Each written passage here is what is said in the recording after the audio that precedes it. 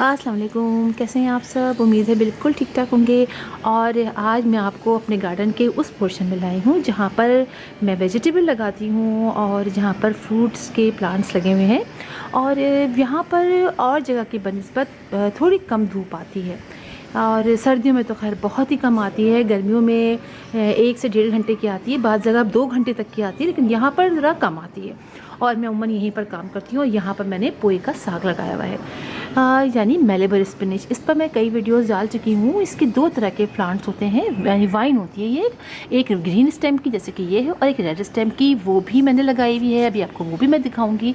और ये दोनों बहुत ईजिली हम अपने घर में ग्रो कर सकते हैं, किसी भी पॉट में, हैंगिंग बास्केट्स में, हैंगिंग प्लांटर्स में, यानी किसी भी चीज़ में आप इसको लगा सकते हैं। और इसकी सबसे मज़े की बात यह है कि आप इसको किसी भी प्लांट की साइड में लगा सकते हैं, किसी पॉट के में अंदर लगा लीजिए और वहीं से आप इसको चढ़ा दीजिए।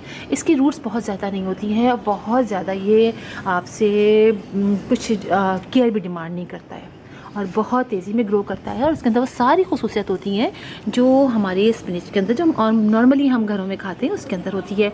वो स्पिनिच सर्दियों की होती है और ये स्पिनिच गर्मियों की होती है। अब इसके अंदर समझिए आप फ्लावर्स निकल आएंगे, फिर सीड्स बन जाएंगे। फ्लावर्स के सीड ही फ्लावर्स की तरह के होते हैं, उसमें ही बाकी में पक जाते हैं, तो फिर हम उसको सीड के तौर पर निकाल तोड़ लेते हैं और फिर उसको लगा लेते हैं। खुद भी गिर जाते हैं, जहाँ जहाँ ये गिरते हैं वहाँ वहाँ निकल आते हैं। और आप देखिए कि इसके लीव्स कितने बड़े बड़े होते हैं। मैं आपको दिखाऊँगी, देखिए, ये देखिए इसके लीव्स देखिए कितने बड़े बड़े हैं। और इनको आप तोड़ते रहिए और उसको पकाइए, बिल्कुल पालक की तरह इसको पकाया जाता है। और जितनी ज़्यादा हम इसकी कटिंग करते हैं, जितने ज़्यादा हम इसको तोड़ते हैं, वहीं से इसकी ब्रांचेस निकलती चली जाती हैं।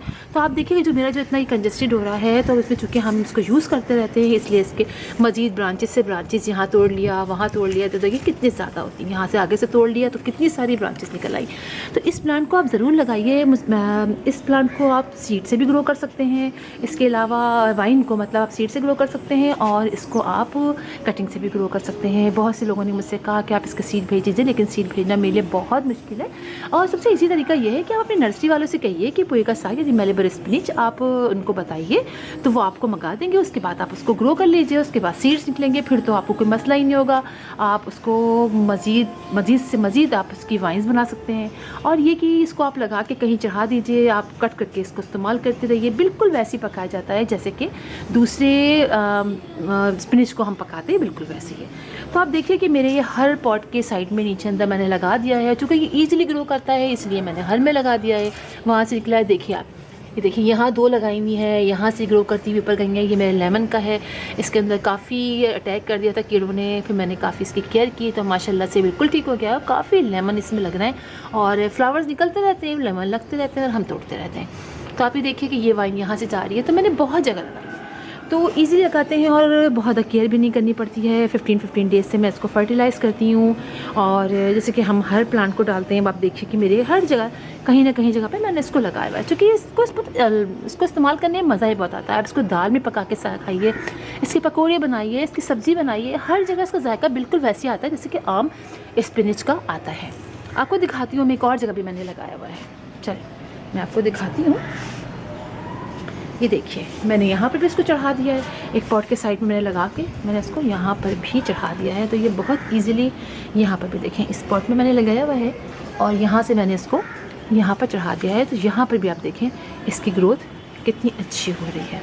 इसी तरह मैंने इसको एक और जगह, और देखिए इसको कट करते, जहाँ मैंने इसे कट किया यहाँ से देखिए इसकी एक और ब्रांच निकल रही। अब मैं यहाँ से तोड़ दूँगी, अब मैं यहाँ से इसको ऐसे तोड़ दूँगी तो यहाँ से 2 ब्रांचेस निकल आएंगी।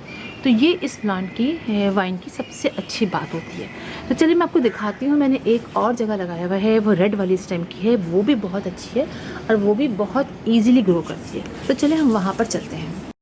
ये देखें यहाँ पर हमने लगाया है और ये जो बेल देख रहे हैं इसकी रेड स्टैम्प है। मैंने आपको ग्रीन स्टैम्प वाली दिखाई, ये रेड स्टैम्प वाली है और बाकी सारे लीव्स हमने तोड़ लिए हैं। और आप देखें जहाँ जहाँ से इसको तोड़ते जाते वहाँ से इसकी मज़ीद ब्रांचेस निकलती चली जाती हैं। और अब ये काफ़ी ऊंचा हो गया है, पिछली दफ़ा की तरह तो ऊंचा नहीं हुआ, जैसे पहले मैंने वीडियो डाली थी उसमें काफ़ी ऊंचा था, लेकिन इसके अंदर आप देखें काफ़ी हो गया है और काफ़ी वाइड। और चूँकि अब सर्दियाँ आ रही हैं और अब जो है ये प्लांट के लीव्स थोड़े से कम हो जाएंगे, सूख जाएंगे और फिर इनमें सीड्स, मतलब से बताया मैंने आपको, सीड बनेंगे इसके अंदर भी।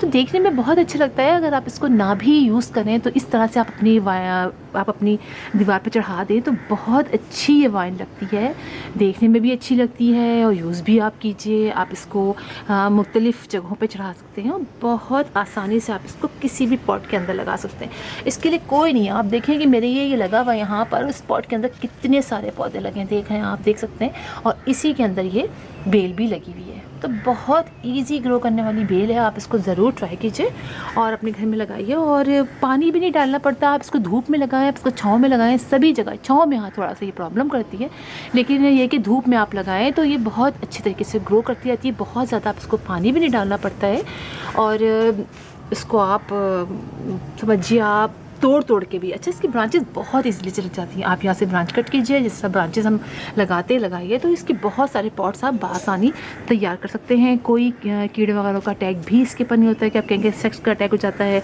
और अगर आप करेंगे तो आप कोई भी इंसेक्टिसाइड ले आइए बाज़ार से, नहीं तो नीम ऑयल से आप कर ली, नीम ऑयल स्प्रे कर दीजिए। वैसे मैंने अब तक नहीं देखा कि इसके ऊपर किसी चीज़ का अटैक होता है, किसी कीड़े वगैरह का। तो बस आप इसको अपने घर में ईज़िली ग्रो कर सकते हैं। तो मैंने कहा चलिए आप लोग को एक व्यू दे दूँ। मैंने बताया था कि मैं अपने घर में लगाऊंगी और आप लोग को ज़रूर दिखाऊंगी। तो फिर इंशाल्लाह आपसे मुलाकात होगी किसी और वीडियो में, किसी और टॉपिक के साथ। तब तक के लिए अल्लाह हाफ़िज़।